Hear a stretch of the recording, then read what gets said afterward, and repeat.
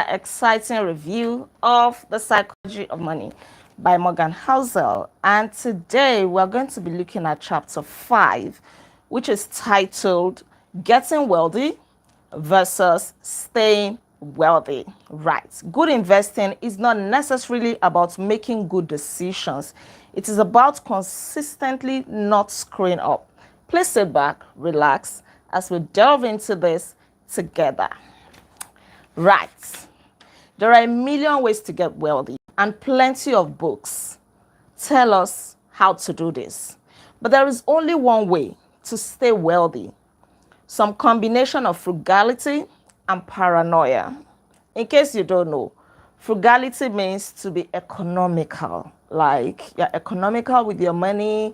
Some people may consider it to be stinginess, but it is not really stinginess. You are just prudent with how you spend money, how you throw your money around. Paranoia now means an unjustifiable suspicion about everything, mistrust, right? If you're just extra careful to trust people, to trust the process or whatever. That is paranoia. You want to make sure that you get all the facts and details to make sure that nobody cheats you, you are not scammed of your hard-earned money, and so on. And that is a topic. The topic on how to stay wealthy is not discussed enough. But thankfully, in this chapter 5, we're going to learn about some people, two men especially, in fact, more than two, how they got wealthy, but they couldn't stay wealthy. We're going to learn the story of another man who got wealthy, but was able to stay wealthy. Stay tuned. Let's begin with a quick story about two investors. Neither of them knew the other, but whose paths crossed in an interesting way almost a century ago. And the first man that we're talking about here is Jesse Livermore. He was the greatest stock market trader of his day. He was born in 1877 and he became a professional trader before most people knew what trading was, right? And by the age of 30, if we were to calculate how much he made at the age of 30, we would say that he made around $100 million. This was in 2020 when the author wrote this book, right? But right now, it is even more than that for you to know how rich he was. And by 1929, Jesse Livermore was already one of the most known investors in the world. In fact, when the stock market crashed that year, that offered in the Great Depression in America, that was when his own legacy, his own wealth was even cemented the more. He became even richer in the midst of that. In fact, there was a time during the Great Depression, when the stock market crashed, sometime in 1929 in October. The Monday of that day was named Black Monday. The Tuesday was named Black Tuesday. The Thursday was named Black Thursday. For you to know how serious it was. It was all over the news that people were committing suicide on the streets of New York, right? Because they had lost a lot of money. And on this particular day as well, the family of Jesse Livermore, they were waiting for him because news had gone around town that the stock market had crashed. People were committing suicide. People were doing terrible things. Everybody was in misery and all of that. And his family were patiently waiting for him at home. Hey, they were already crying. The wife and the children, they were crying.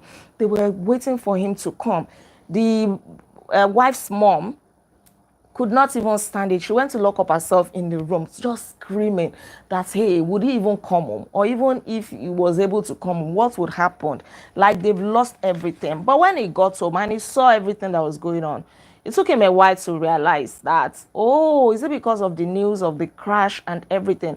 And he told them, don't worry, I got a hint that there was going to be a decline, there was going to be a crash, and I made a very good move. That don't worry, we're even richer now than ever. His wife could not believe it. That you mean we are rich? He said, yes, we are fabulously rich and can do whatever we like. As Livermore's family celebrated their unfathomable success, another man wandered the streets of New York in desperation. If you have been to New York, Wall Street is the streets where all of the stocks and trading takes place the most, right? The most. The name of this man who was wandering about the streets of New York was Abraham Jamansky, and he was a multi-millionaire real estate developer.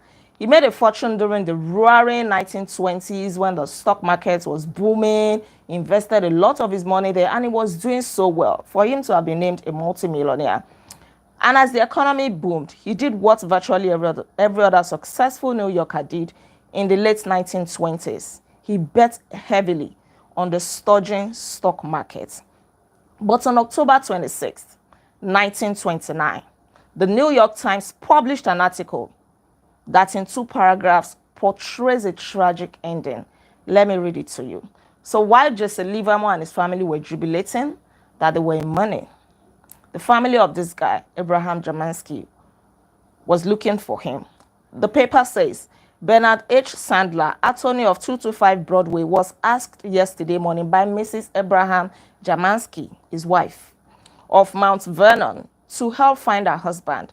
Missing since Thursday morning, Jamansky, who is 50 years old and an East Side real estate operator, was said by Sandler to have invested heavily in stocks. Sandler said he was told by Mrs. Jamansky that a friend saw her late husband. Sorry, not her late husband. A friend saw her husband late Thursday on Wall Street near the stock exchange. According to her informant, her husband was tearing a strip of ticker tape into bits. You know what it means for a 50-year-old man? Do I have any paper here? A 50-year-old man to just be taking paper and tearing it and walking along on the streets, you know, thoughtlessly. Was tearing it into bits and scattering it on the sidewalk as he walked toward Broadway. And as far as we know, as far as it is written in this book, that was the end of Abraham Jamansky. Now we have a contrast here. The October 20, 1929 crash made Jesse Livermore one of the richest men in the world. It ruined Abraham Jamansky, perhaps taking his life, because nothing was heard about him again. But fast forward to 4 years after, Jesse Livermore that saw himself through the Great Depression, the Great Crash. He became so confident, and then he bet a lot of money on stocks. He became so confident that, since he survived it the other time, right, that he couldn't make any money mistakes again. And guess what? He went to borrow, he wallowed in debt and everything. He made very bad financial decisions. He was so confident that the stock market would not crash anymore. 4 years after, he was being praised for surviving it and becoming, even richer in the midst of the crash. It was said that he had not been seen at a particular time because he went broke, he became ashamed, and he left home. But even though he was later found, he couldn't survive it. The shame was too much, and he took his own life. Don't forget, we're talking about getting wealthy and staying wealthy. He was able to navigate the great crash, but what happened later? He lost it. He couldn't stay wealthy, and that was his end. Now, here's the message for you. Before I talk about the message, for these two men that we talked about, the timing was different, but Jamansky and Livermore shared a character trait. They were both very good at getting wealthy and equally bad at staying wealthy. So here's your message. Even if wealthy is not a word you will apply to yourself at this time, you may not regard yourself as wealthy right now, but the lesson from that observation applies to everyone at all income levels because it starts from somewhere. If you're going to be wealthy, it starts from now. Getting money is one thing. Keeping it is another. A lot of people can get money. Anybody can get money. If you work, you're going to get money. If you do business, you're going to get money. If you sell something, you do buying and selling, you're going to get money. But what so many people don't know how to do is keeping that money, staying wealthy, making that money to abide, making it not to grow wings and fly away. Right. Let's continue. So getting money requires taking risks, being optimistic, and putting yourself out there. If you are able to take risk, you have something you're selling, you have value to offer, you are going to get money. But keeping money requires the opposite of taking risk. It requires humility. A lot of people get money, but then their heads begin to swell. Their hands begin to itch them. And the money is screaming, spend me, spend me, spend me. It's time to buy that iPhone 16. It's time to change accommodation. It's time to buy that Mercedes Benz. Right. Then they want to impress everybody around. I have arrived. Right. And what happens? They begin to lavish the money. So keeping money requires humility. It requires fear that what you've made can be taken away from you just as fast.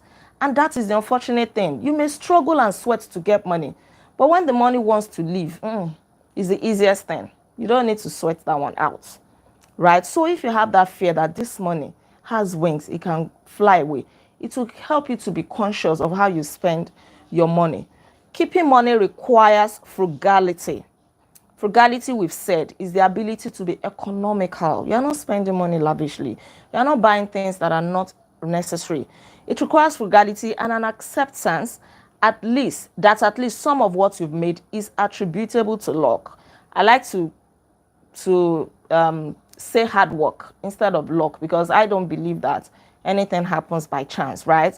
But even if we are talking about luck, you create your own luck. People may say you are lucky, you're lucky, but they don't know the work you have put into it. So past success cannot be relied upon to repeat indefinitely. There are some opportunities that don't come again. I made a video some time ago and I said that a lot of us miss opportunities. You have a good job now. You are earning a very, very decent salary.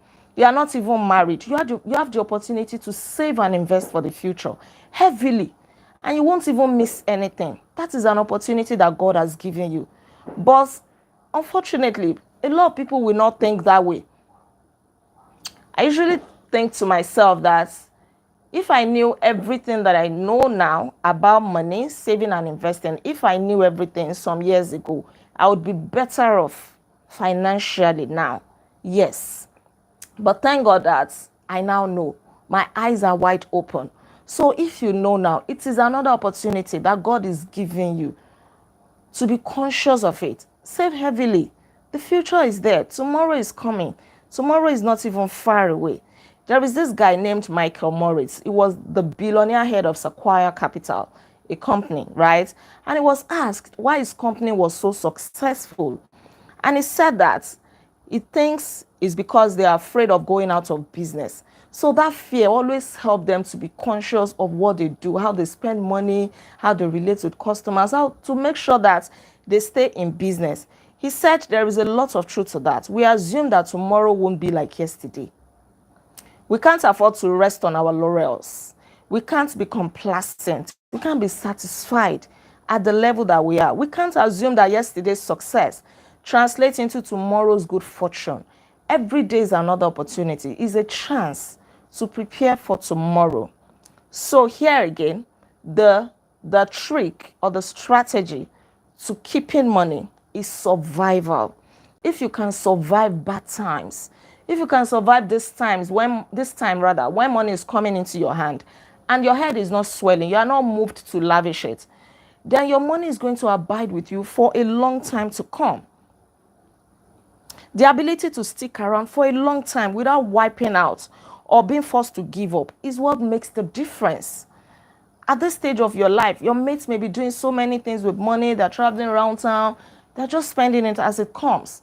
But you should be thinking of survival, sustainability. For how long can I keep this money? For how long can I do well with this money? Right, frugality. You are trying to be economical. You are trying to be paranoid, not trying to be. You are paranoid, such that, not loyal, paranoia, such that before you put your money into investment, you do your due diligence. You are not thoughtless. You are not reckless about money, right? And another thing is the power of compounding.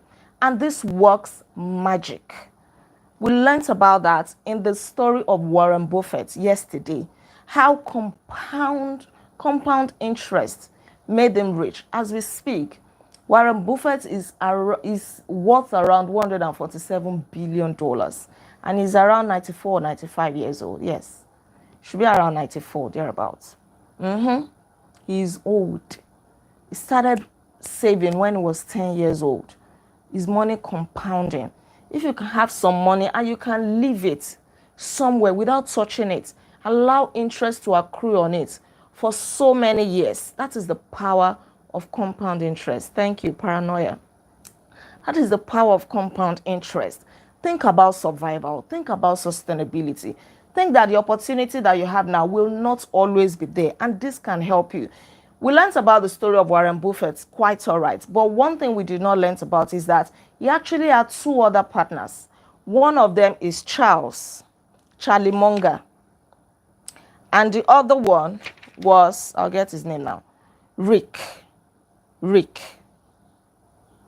Monish, right? Warren Buffett and Charlie Munger, they went ahead to stay wealthy.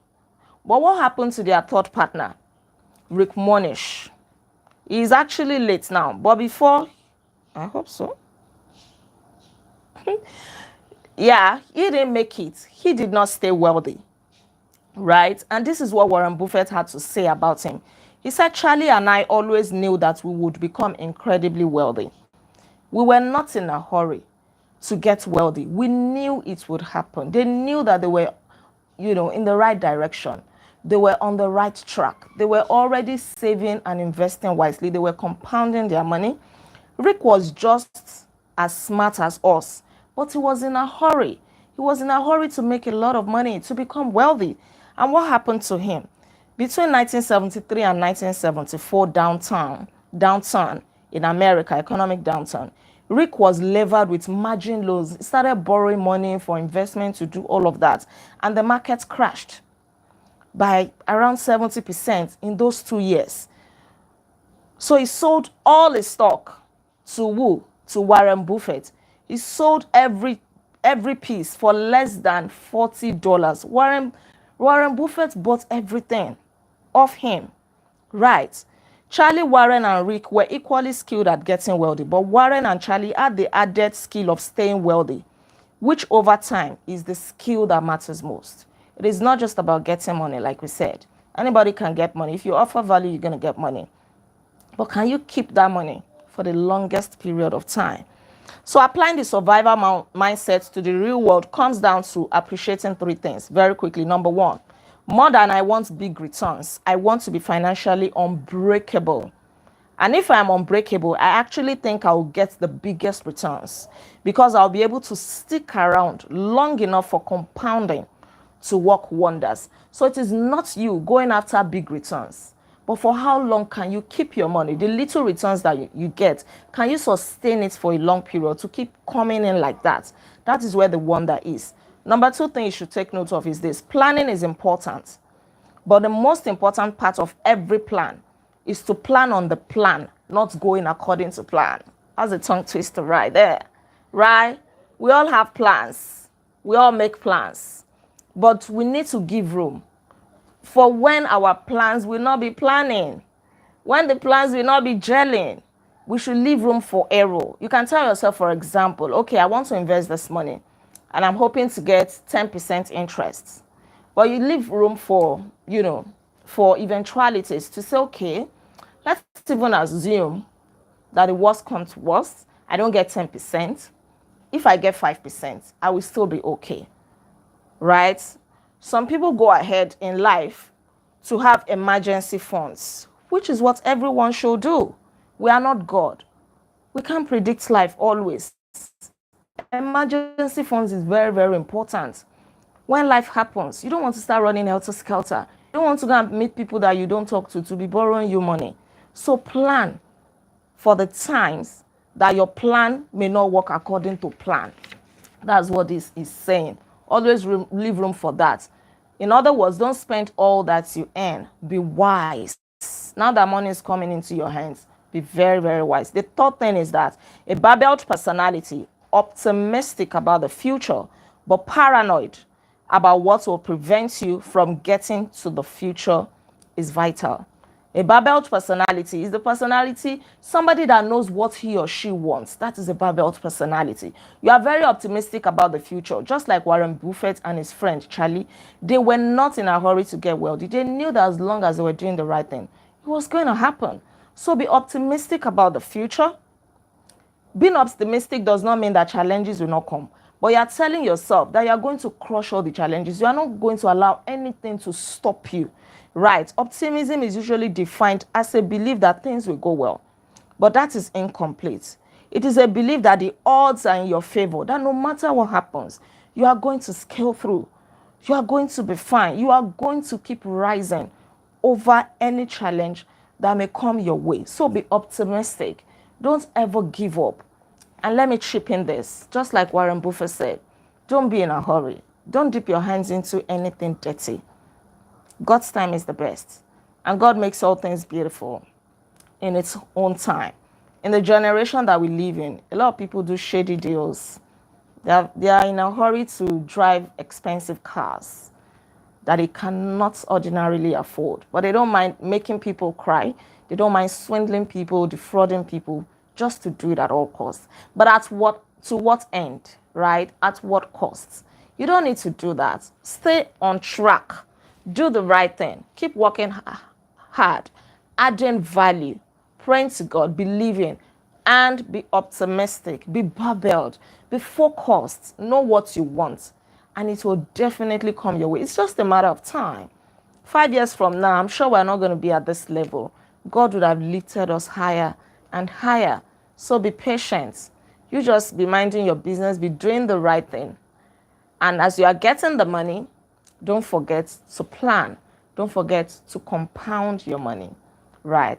Thank you so much. We've come to the end of chapter 5. Wow. All right. Thank you so much for joining me on today's review. Please don't forget to like this video in case you haven't liked it. Share all of your comments with me in the comment section below. And please subscribe to this channel in case you're yet to subscribe. I remain Olaide Agbaje, also known as First Lady. And on this channel, I inspire you to live intentionally. Tomorrow, by God's grace, we'll look at chapter 6, which is titled, Tails, You Win. You can be wrong half the time and still make a fortune. It's going to be another interesting one. Until then, be intentional. Bye.